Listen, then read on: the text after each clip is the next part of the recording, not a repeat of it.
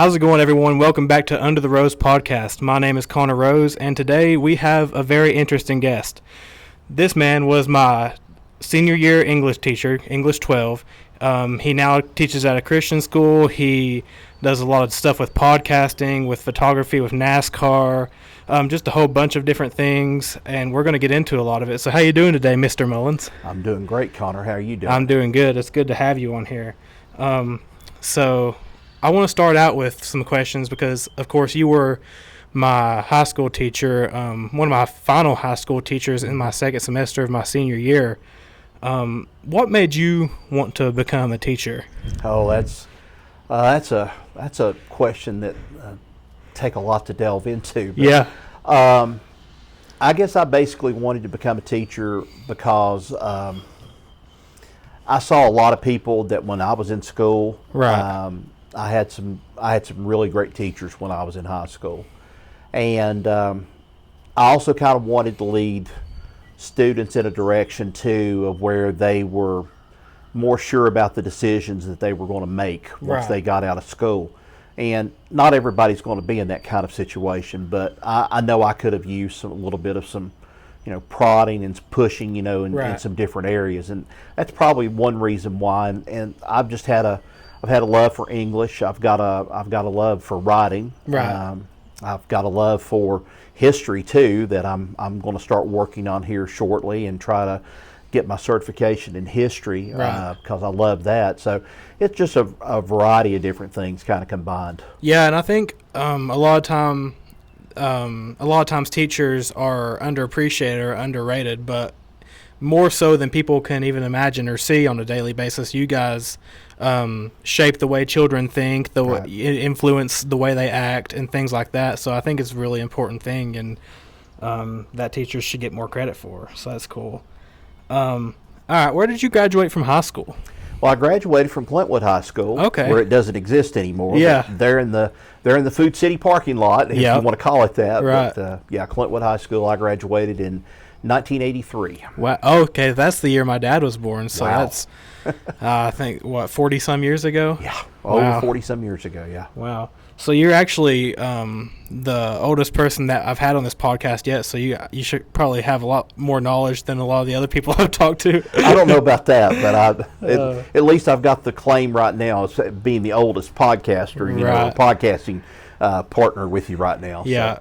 So. Did you enjoy high school? Was it something, or did you just kind of find your love for education later on, or was it like? It was a little bit of both. I enjoyed high school. I really didn't know what I was going to get into when I was in high school. Right. I wanted to get into communications, which I did after I graduated high school. I ended up starting work at the radio station here in the county. Oh, okay. And I started working there and kind of moved on a little bit more. And then I guess it was after I was in the world of media for a while, I saw changes starting to take place. Right. And it's very similar to like what we're dealing with now with AI and things. And it's like you're seeing this just rush of, at that time it was automation. Right. And a lot of the bigger stations were automating and so forth. And now the smaller stations were starting to automate. And it took that local human voice away is what it did. And I just said, there's got to be something else out there. And then I decided at that time I was going to try some substitute teaching and see how that worked out, and I enjoyed myself tremendously doing substitute teaching. And then I was talked to about getting into some education, and I've been working in education for a little over 30 years. Wow. But as a teacher, it's been about 10 years is what I've been involved in. So I didn't even know you. So you worked for the radio, you said? Yep. So what and all that did that entail? Oh gosh, that included learning how to speak properly on the radio. You had to.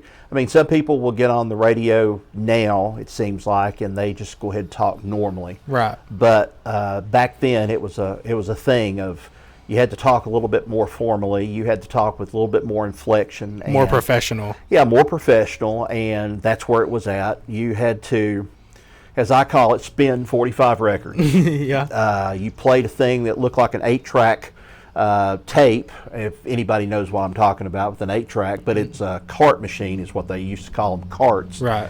We would play commercials on that, and then we would do that. I would usually host a show on weekends, 4 or 5 hours, and then sometimes I'd go out and I'd start learning how to call play-by-play on football games and things like that. And so I loved it. I loved doing that sort of thing, but Right. I'd never really had a chance to do it until I started working there in radio. It sounds like it would have been a lot of fun. That's something feel like I would have liked to do, which I've worked with some of my. I have a buddy that goes to Whitesburg every Monday and runs a show on WMMT. Yeah, Mm-hmm. like a trap music type of show. But just being in there and seeing all that different stuff like that goes into it, it's pretty interesting. Yeah, and it's changed a lot since then too. I mean, because you've got, I guess when I mentioned that automation thing, that was when the PC was starting to really take over, and Right. you could go and have a little PC. Back then, it was an IBM computer, was what it was. You didn't have your names that you've got of today. It's most common for HP or something like that. You didn't have Apple back then. Right. You did, but they weren't involved in that sort of thing. Yeah. And that's when everything started changing and going to a hard drive. And back then we used to think we'll never be able to fill up a 20 megabyte hard drive, and now 20 megabytes is nothing Right, compared yeah, to what they nothing. are today. So. Yeah, that's interesting. Another question I wanted to move into was, I don't know if you've thought about this, but what's one of your favorite memories thus far as being like a teacher? Oh gosh, my favorite memories probably were some of my classes, the classes that I had 2023 and 2024 senior classes. I was a 2023 senior Yeah. class. It was a fun class. And I have to say 2023 was probably my best senior class and best class that I've ever had. Coming up second in that ranking would probably be my freshman ninth grade classes I had at Magna Vista when I was in Martinsville, or lived close to Martinsville back. Oh, okay. 2006, I guess, is when it was. Wow. When I went to work there. That's when I was 1 year old. And that was fantastic. Even though I was 3.5 hours away from home, I moved up there for about 6 months and then got a job offer to come back here. But that was fun. But nothing really compares to that class of 2023 that I had at Ridgeview. What would you say makes those certain classes so special? I think it was the willingness by everybody and the students to want to learn. Right. And that was the thing that kind of got me a little bit more interested in it. And I mentioned some things at first that I thought, I don't know how this is going to go over with you all and stuff. Right. And you all just jumped head first into it. Y'all loved it and stuff. And, Yeah. I had never taught Lord of the Rings up until 2022, 2023. And, Right. and that was my first time teaching Lord of the Rings. It was a lot of fun as well. And it yeah. was. And, it got me there. I mean, there were so many other things that were going on just in class and stuff. And I think teaching you guys how to do research presentations as opposed to doing a research paper. Right. That was one of the things that I got very heavily involved in, because you guys needed to have what I felt like were some multimedia skills when you went out into the world, because who knows if you would ever be working someplace and they call on you and say, put this in a presentation Right. and show it to us and let us see what you're talking about. Yeah, versus just writing it on a paper. Instead of just writing it out. So. Yeah, and I also think that can just help, creativity and a lot of other aspects like that. What's one of your favorite things you feel like you've been able to teach your students in general, as far as like maybe whether it's a life lesson or maybe it's just something that they may remember, but whenever they. I think what probably has been certain life skills, and like you said, life lessons. Right. I could not change the way that you guys had been taught leading up through to the senior year and everything. I had to take what you knew in senior year and be able to capitalize and move further with it instead of just sitting there with it. And I think one of the things that I tried to tell you guys more than anything else was the real world out there is cruel. Yeah. It's not very fun at all. Enjoy this time while you've got it, even though, we talk about there's fights, there's all these sort of things, the bullying, things like that went on at school. Right. Enjoy life while you've got it, while you've got a chance at it. Yeah. And then just be prepared. You're going to get knocked down several times. And in fact, I'm 60 years old now, and I'm just like, still you get knocked down at times. And it's the big thing is, how do you respond? How do you get back up? Exactly. And I chose, in one instance, to get back up on my feet, and I said, that's fine. If this is the way it's going to go, I'll go this way. And then lo and behold, out of the blue, something just drops into my lap, and it's just like there, and it's like, I've worked my tail off for this long and stuff, and good things will come to people, those who wait with it. You've just got to kind of control your impatience at times is what you've got to do. So right. And like you said, enjoy the time while you have it. Like in high school, like it's very simple, and then you get out into the real world and everything changes and stuff, and you don't realize how you don't have hardly any responsibilities other than schoolwork. Right. And because I can say right now, I was at the graduation the other day at Ridgeview, and it doesn't even feel like it's this much time has passed. And I'm only 20 going on 21 now, but like whenever I graduated in 2023, my little cousin, who I got to see graduate the other day, was still only a freshman, and it seemed like that would be forever until he was out of school, and now it just seems like a blink of an eye. Yep. I feel like time goes a lot faster now. Well, another thing too is I think some teachers, I'm not saying all of them are this way, but some teachers fail to recognize that you all have a different kind of life that's going on too, aside from the classroom. And sometimes you guys bring that life into the classroom, and it's tough for you sometimes being able to deal with it. Right. And I was there not trying to solve the problem, but just trying to, I think more than anything else, help you guys kind of bridge that gap, or that little gap that you guys had right in there, and try to help some of you as much as I could. Some people, some people were kind of already, dead set on course where they were going to be at, and things. And others, it's a matter of just, taking the time out to help somebody. Right.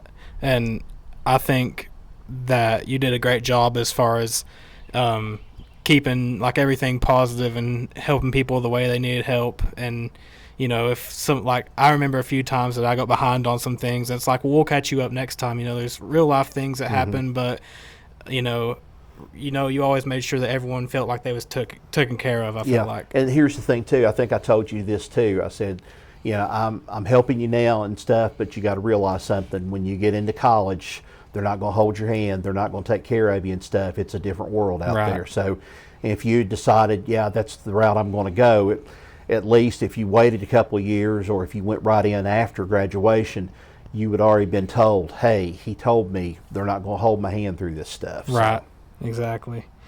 So moving on from some of the teaching questions, which we may get back into it later, but what got you into podcasting, and how long have you been doing that for?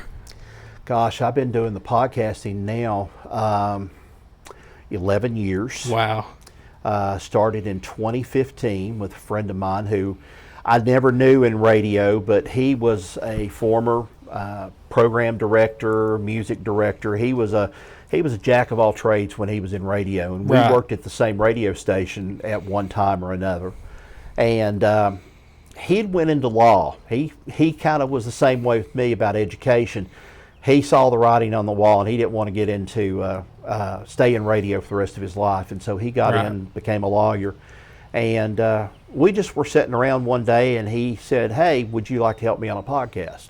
And I said, well, depends on what it is and everything. I said, I'd be interested. And he says, I want to do stories of Appalachia, stories about Appalachia, not just here locally, but everything up through Pennsylvania, on through up, the eastern seaboard. The whole Appalachian. The whole Appalachian region. And we have found that there's been a lot of stories that we've come across Pennsylvania, West Virginia, Kentucky, some on the fringe with Ohio, and I consider Ohio part of Appalachia because you had so many people left here at one time or another to go seek work up in Ohio. Right. But you've got part of Ohio, you go down, you've got part of Tennessee, you've got, goes into Alabama, goes almost as south, almost coast to coast. Mississippi, is what it runs. And we got into it and we started telling these kind of off the wall kind of, tales and things that it's like you'd only come across this or something maybe once in a while, but we started making scripts out of them, and we started, we first started the audio route. Right. And then several years ago, we decided to make the YouTube jump, and the YouTube jump's been a little interesting. It's been a fun thing for us. It changes every so often, which I'll talk about a little bit more later, but it's always changing. That's the thing about it. And the podcasting world is always changing, especially right now. Right. So. Yeah. That's why, and a lot of times, like, I'll try to watch numerous different podcasts, whether or not even if I'm not interested in it, or even if I am, or just different ones in general, to kind of get an idea of how they operate and stuff, and get a general idea of, maybe it could be something small that I could take an example from and be like, well, maybe I want to try that with mine, or just to keep, changing things up, leveling things up, and learning, how to do things as things change, like you said.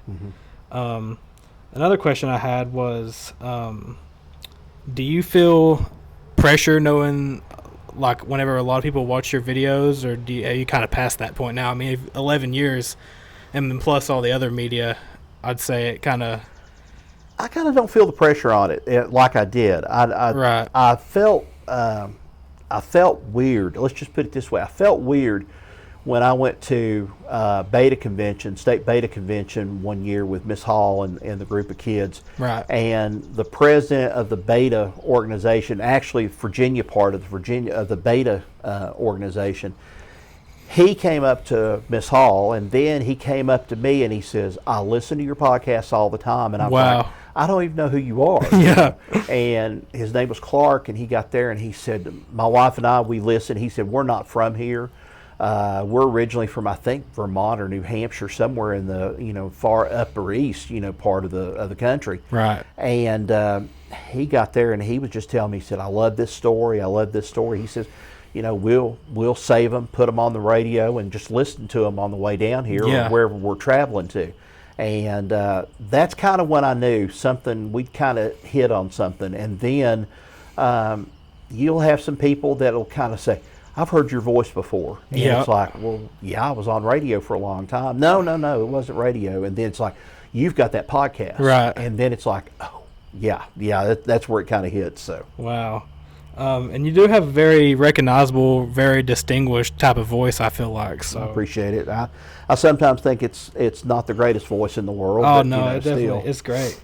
How have you built your podcast audience over time, as far as gaining, do you do it at the beginning? Did you try to share it with a lot of people, or did it just naturally pick up on its own? It was a little bit sharing. We shared it with people. We used social media, of course, to kind of get the word out there. Right. The big thing that we started kind of keen on, especially, was those hashtags and those keywords and stuff in there. Things about what they're talking about. There's been a lot of times that we've done some things, and I was telling you this before we came up here to record. Yeah.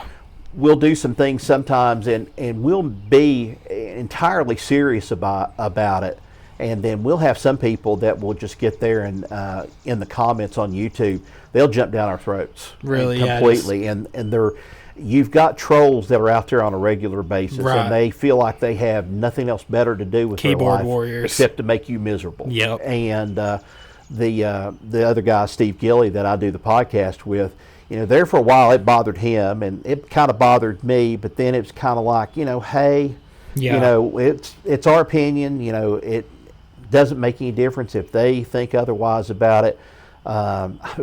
We just go on. We're just telling a story. We're not professional history buffs. I mean, we're not professors or anything like that, but Right. we're just history buffs, and we just like history and all those sort of things. And so, yeah, it's kind of hard sometimes, getting that word out there and stuff when you've got trolls kind of hiding in the bushes, so to Right. speak. So, Yeah, and my best thing I've figured out as far as that goes is just ignore them. yeah, that's the best thing you can Let do. it go so. in one ear and out the other. What do you enjoy most about like being able to podcast? Or is there something that you enjoy, like being able to, whether it's reaching people that don't know these stories, or maybe just getting to have a conversation maybe once a week? That's what I've enjoyed about it myself, is just being able to like kind of, I feel like on a day-to-day basis I don't talk a whole lot. Mm-hmm. So like whenever I do this, it gives me an opportunity to just have a good conversation, even if I don't get to do that every single day. Well, for me, it's a chance to tell stories and a chance to tell something that maybe I've never heard of before. Right. Or if I've heard something here locally from this part of the mountains or something, I like for other people to know about it. Right. There's just so many stories here, but there are so many other stories elsewhere that you can go, and usually you have some people that will send you in some information, say, hey, have y'all ever done a podcast about this? Right. And then you can look over that. That's what we do. We kind of look into it. Steve goes and he mostly does a lot of the research and stuff. I'm just there kind of, riding the coattails almost is what I'm kind of doing with it. I've wrote a few episodes, but Steve does a lot more. Mm-hmm. And it's been fun. I have found out things about family history. I found out about a relative that we did a podcast on. It's been several years ago, who ran on 2 different tickets in the state of Kentucky. Oh, wow. And managed to get elected to the state appellate court. Wow. Running as a Democrat and as a Republican. Wow. And That's interesting. what he did, he cornered, he's a Democrat and independent, and he was running against a guy who was Republican. He didn't get the nomination for being a Republican, so he decided, I'll go Democrat, I'll go independent, so he cornered the vote. Wow. And the other guy just was left out of it, and he did this twice, and he was able to do it both times. Wow. And now they've got a state law against it in Kentucky, and I think they have one here in Virginia, but that kind of amazed me about it. I just did not know anything about it till I started doing some research on it. Wow. Yeah, that's interesting. You said that was a relative of yours as well? Yeah, it was a relative of mine. Wow. So. That's awesome. Well, moving on from some of the podcast questions, which we may jump back into it, Okay. but here's some questions I had for you. What got you into NASCAR? And also, I don't know much about NASCAR at all, so maybe you can enlighten me on a few things. But what got you into NASCAR in the first place? I guess I've always enjoyed driving a little fast at different times. I always wanted to race, but I never had that inclination of the mechanical, I guess, part of it. I watched Richard Petty a lot when I was just out of high school, and even into the first few years that I was married. My wife and I, we would watch. It was almost religiously. We had to watch Daytona 500. I had Right. to watch that, and then it started growing a little bit more. And then my wife had a cousin who was working in.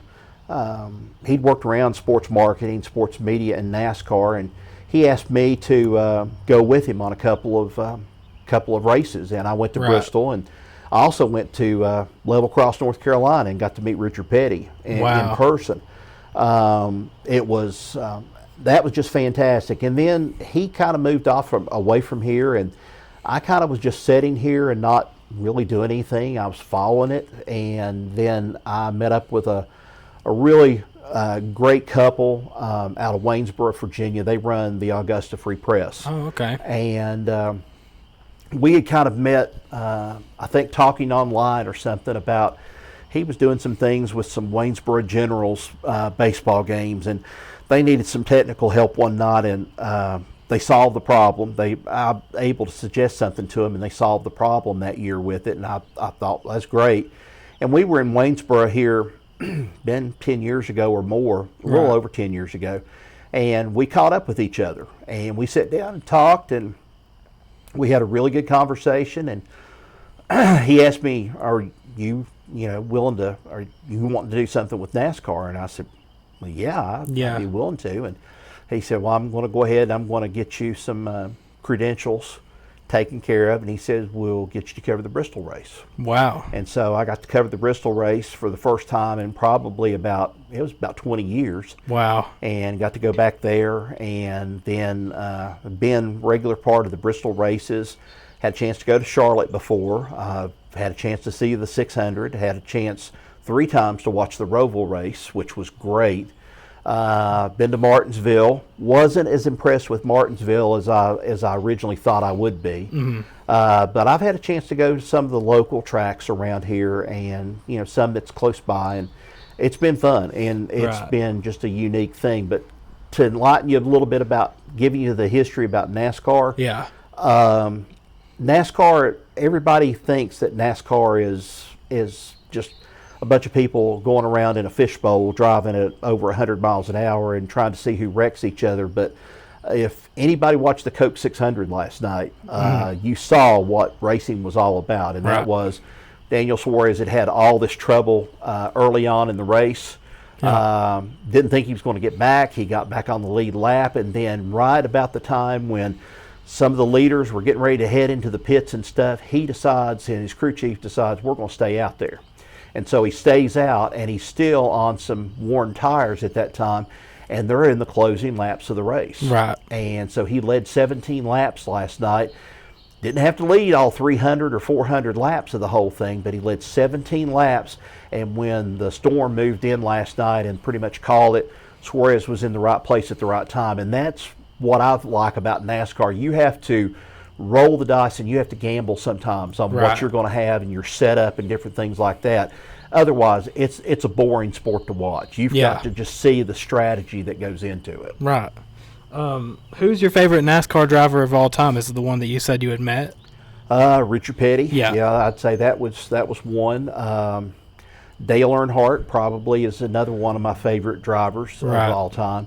I was thinking about this one on the way down here. There's probably some people that know and some people that don't know the name Tim Richmond. Sounds I think familiar Tim to me. Richmond could have probably been comparable to maybe a Jeff Gordon if he had lived long enough, if he had not contracted AIDS.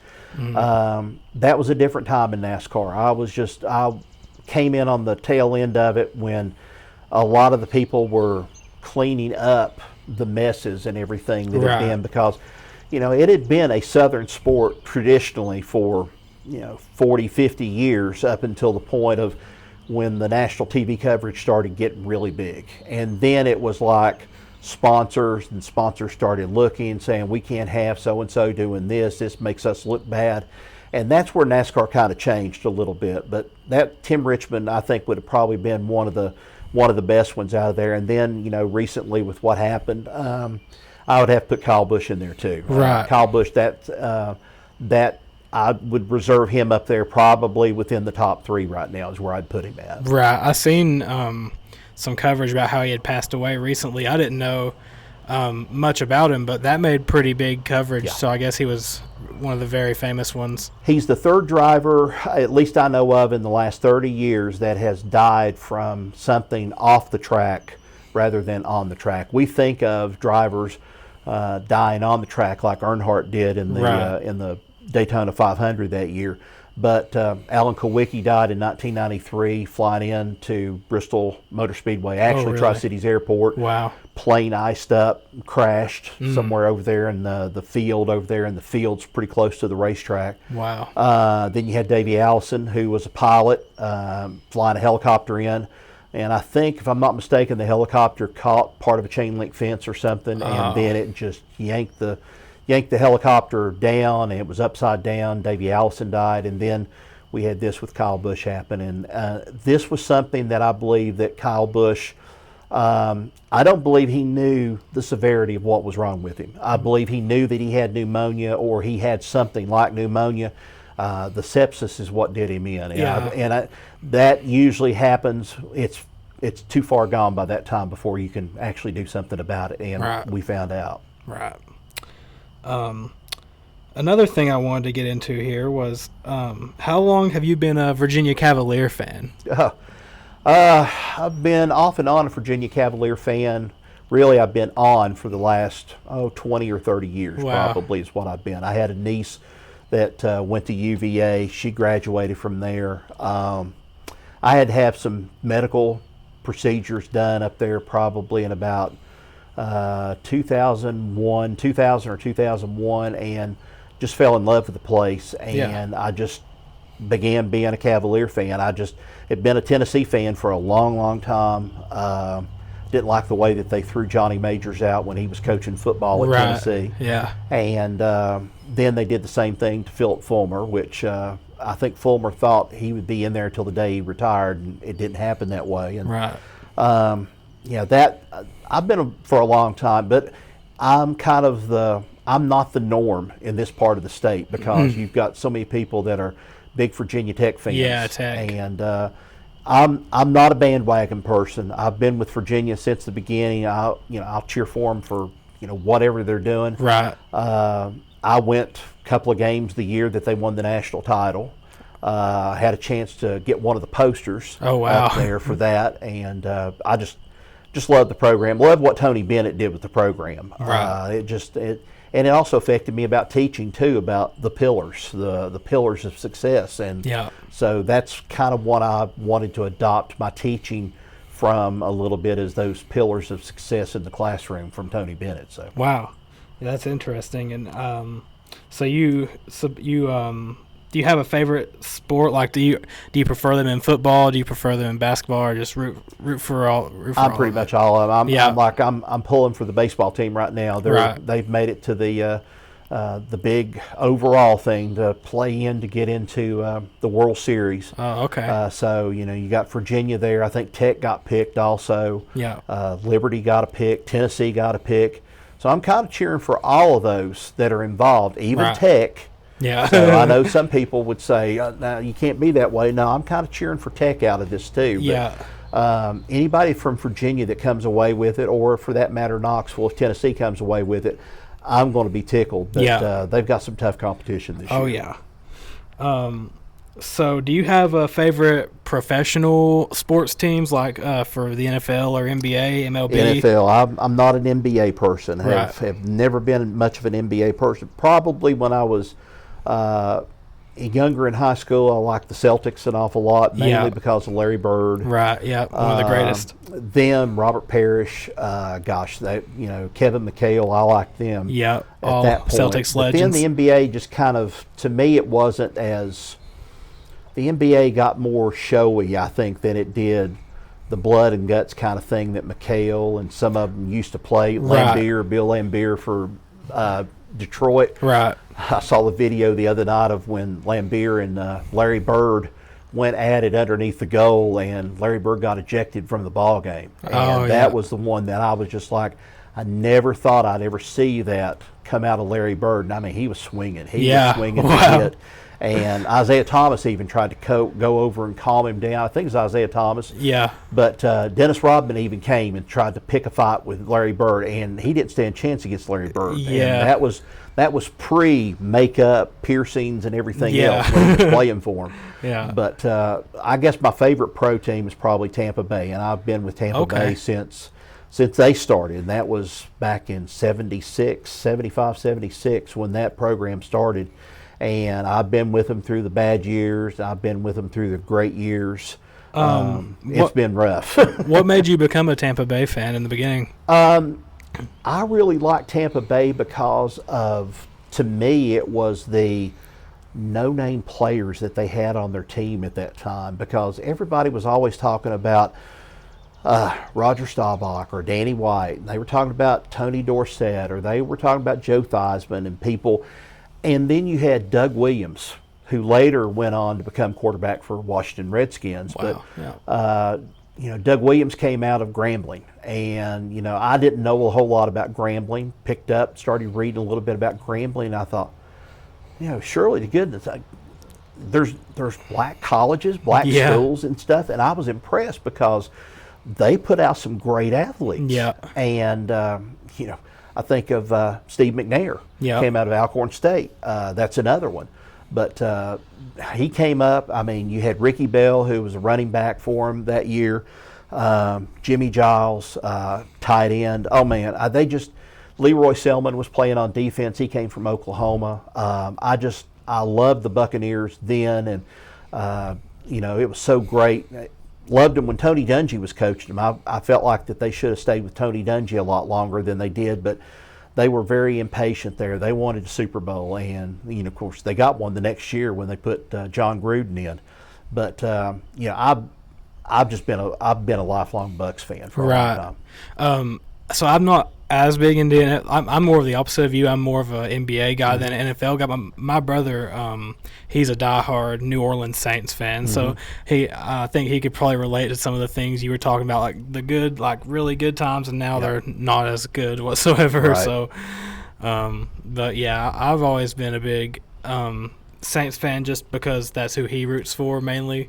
But as far as NBA, I've always been a big Warriors fan because ever since I seen Stephen Curry, I always thought, well, he's changed the game, and he's someone I always really enjoyed to watch. And to think he came from a small little college in North Carolina called Davidson. Yeah, that's hard to believe for some people, but honestly, he had it in his genes too, because his dad was such a great player at Virginia Tech. Right, and I don't know if you knew this. You probably knew this, but he actually reached out wanted to play for Virginia Tech, and Virginia Tech said he was just too small. Yeah, and what a mistake. Big mistake. Very big mistake. Yeah.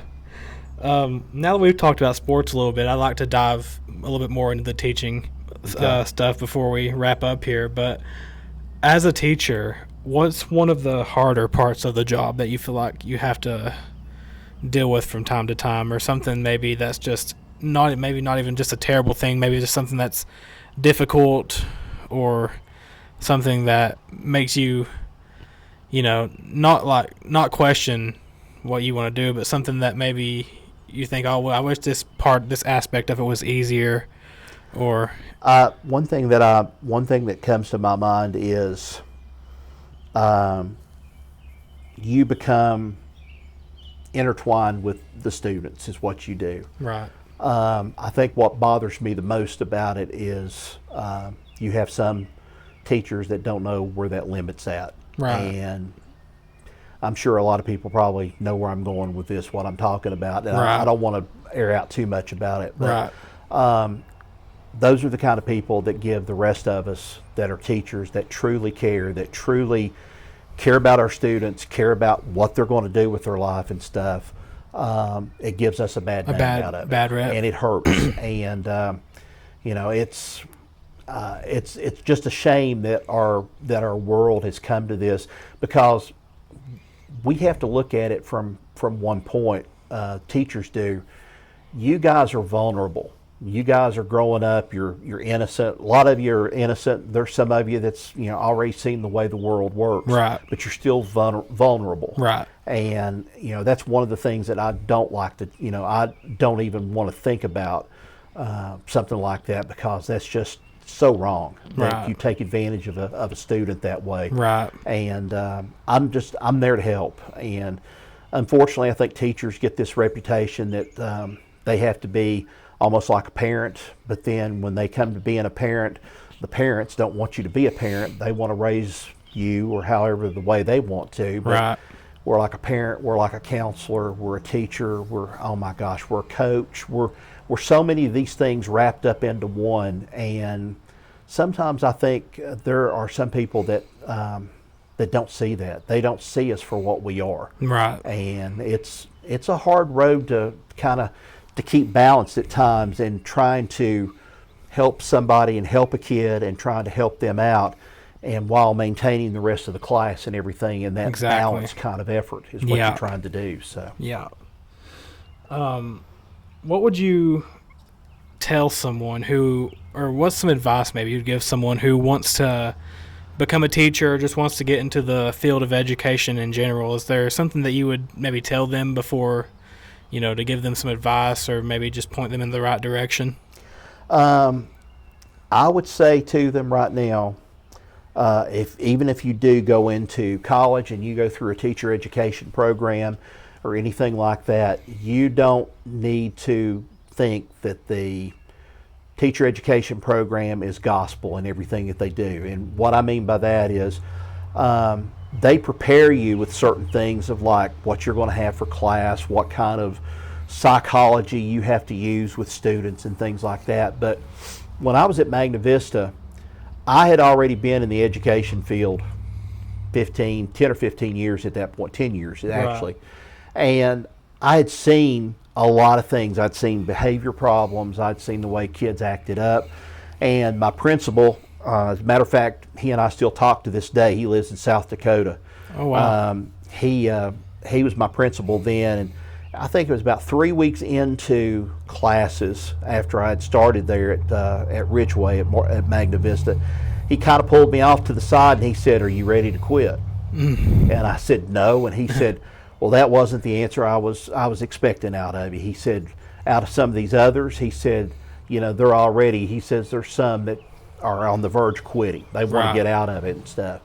And I guess what I would try to tell somebody that's going into teaching is you're going to have to give up some things. You're going to have to give up some peace of mind at different times. Right. If you want to be a cruel teacher, then that's the road you need to take if you want to be cruel about it.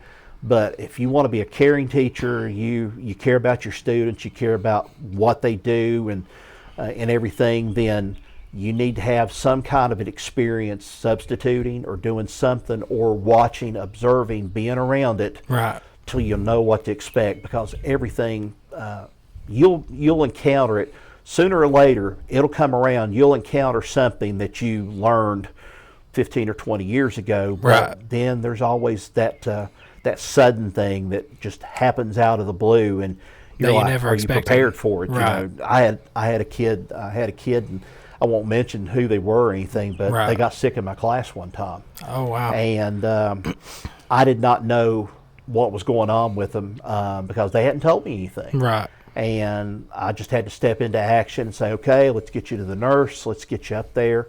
And actually what ended up happening was the student actually was very kind, very gentle. They were going through a lot of issues. And, I just tried to talk them through it, talk through some issues with them and kind of help them out. Yeah. And, that's probably been the thing that caught me off guard. There was that, and then I think the first time I've been in education, I think it was my first year teaching. Yeah. I had a fight break out in my classroom. Oh, wow. And the first thing I was always taught when I had started, okay, you got to get in and break it up. Well, when it's two girls, no. Yeah, it's two girls. It's we're talking about two sword-tailed cats fighting in a situation. Yeah. And my dad told me at one time, he says, you don't even put a stick in between two cats trying to fight. Yeah. Things. So I finally just had to unleash the voice and just yell at them out loud in class and stuff, and it brought them to a standstill. Yeah. And they quit, and I took both of them up, separated them, took them both to the office, and before it was over with, the girl that I'd taken into the office, she was mad at me. She said, you let her put about 4 or 5 punches in on me. And I'm like, well, you were the one that wasn't even throwing your hands up trying to block or anything. Why are you blaming me over this? Yeah. And it was something stupid, and that's generally what fights start over anything. Right. And that's what it was. It was something stupid. But yeah, that's some of the things that I've had happen to me that you got to expect. And I think I told you guys this. You almost have to be like the Boy Scout motto to a certain degree. Be prepared. Expect the unexpected. Exactly. What you have to do. Yeah. So. And I think that goes into a lot of different fields, but especially if in the education field or teaching. Yep. So I just have, I think, one last question for you. I ask all my guests this because I just think it's good to spread information about things like this. But what is one thing you think we can do as humans to make the world a better place daily? Just something, even whether it's something small, something big, just something we can do as humans to make the world a better place. I think one thing that we need to do, and I think this has been something that really has stood out from the time I was teaching, even when I was in school before that. We don't need to be name calling or calling people names and certain things like that, Right. and doing things to get attention. And I don't want to go into any kind of detail about it, but it's okay to be spoken in certain ways in how you speak Right. to people. But I've had encounters with people that are just so outspoken, Right. and they don't care who they hurt as long as they want to get their point across. Right. And I'm of the firm belief, and I think I did this in class with you all. If you all would have something that you had an opposite, view on something, I would go and I would let you all, okay, explain it to me. Explain where you're coming from with Yeah. this, and then I would either say no, I don't exactly like that, or oh, I see where you're coming from Right. with this. We're far more judgmental as a race now than what we used to be, and I think it's all just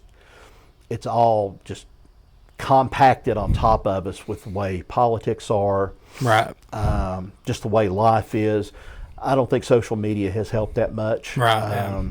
You were talking about the fact of ignoring people that Yeah. say stuff on your page and things. Yeah, everybody feels like they're entitled to their opinion, and that's true. We all have opinions about things, but knowing when to say that opinion, that's what's the most important thing. And can we say things without Belittling others or being that way? Right. Yeah. So right. That's a good point. Okay, I think that's pretty much most of the questions. Do you have anything that you want to shout out? Any projects? well, for those that have watched, I'd encourage you to go to Stories of Appalachia Check it on out. the internet. I'll put a link down below. This is the channel right here. Yeah, we've got some new stories coming out here soon. We've got a bunch back. Oh gosh, I forget how many episodes we've got altogether, audio and then video. We don't have as many, but still we've got some that are out there. That's part of it. I'm just hoping that some things kind of shake out a certain way that I'm able to come back in public school and Right. able to teach. I've been teaching for a year at the Christian school at Wise, but I'm hoping that maybe something will open up that I can go back to teaching public school, because I do miss it. I do miss Right. the camaraderie and things like that with certain teachers and Yeah. also with the students Right. too. So, but that Stories of Appalachia, yeah, that's a big one right there. Check it out, guys. Well, thank you so much, Mr. Mullins, for being on the podcast. It has been a lot of fun. You're probably one of the most interesting people I've had on here yet, to be honest. Just a lot of different background, different things, different stories to tell and things like that. So I think the viewers are really going to enjoy it as much as I did. So Well, I appreciate you having me. Yep. It's very, very rare that you hear of somebody that says, "Hey, I'm doing a podcast and I'd like to have you on there," and that's Right. what you did. And then, of course, you were familiar with what I was already doing, because I Right. think I mentioned it in class to you guys about it. You were actually, when I first started this, you were one of the reasons that I wasn't as afraid to maybe start a podcast, because I thought, well, there's other people in the area that does it, and and specifically you as well, and just knowing that, I feel like a lot of people may judge you and different things, but I feel like just doing something that you enjoy, doing something like this, can be productive and helps, like with public speaking or meeting new people and just different things like that. And even seeing your channel, Stories of Appalachia, grow. I mean, it's got a good amount. It's 25,000 subscribers, and I would love to be on that level someday. But that's also why I just kind of like wanted to network with different people, talk to different people like you that have experience in that kind of field and stuff, and just being able to. It's really just being able to speak. It's great to have those subscribers too, but you have a lot of people that will, first thing, they'll click almost immediately and they'll become a subscriber, and But then they're never- not aware of what you're really doing. And, Right.